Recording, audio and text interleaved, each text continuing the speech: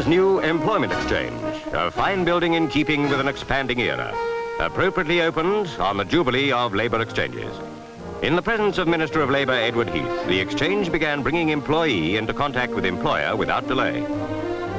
In the old days, how nearly impossible that often was. The 50 years history of the exchanges included almost 20 years of hunger and unemployment. The decades without hope. In the depressed areas, to be out of work seemed to be without prospect of ever getting a job. And more than 2 million had no work. Slum life was the only existence hundreds of thousands ever knew. And as the shipyards, mines and factories closed down, things grew worse. Much exhorted baffled labour leaders. So from the black areas, the men without hope trudged up to London. Leaders like Ernest Bevin worked on their behalf. But neither they nor all the labour exchanges in the land could produce jobs. George Lansbury raised his voice in vain. And in the marcher's path, the government massed the police.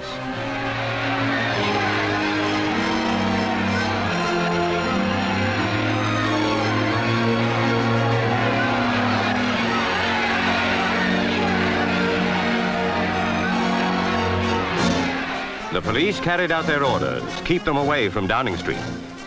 Politicians like Jimmy Maxton led delegations there, demanding public works to absorb the unemployed. No earthly use, said ministers, till Roosevelt a few years later proved how wrong they were. Ellen Wilkinson tried to stir the public conscience. She failed. There was nothing but the soup kitchen, charity, the dole.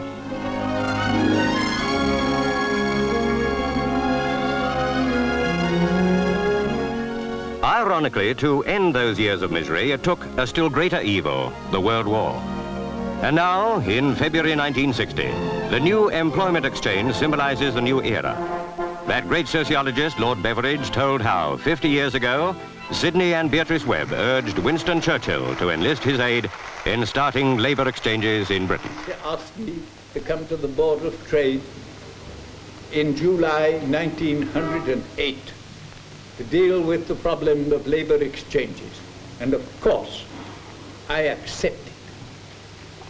In pushing me upon Mr. Winston Churchill, Beatrice and Sydney said that if he was going to do anything whatever about unemployment, he must have the boy Beveridge to help him. We celebrate today an outstanding case of British power for collaboration across party lines for a good cause. May that power never grow less. 1960, and we have never had it so good. There is full employment in the factories. Such unemployment as there is mostly represents people going from one job to another.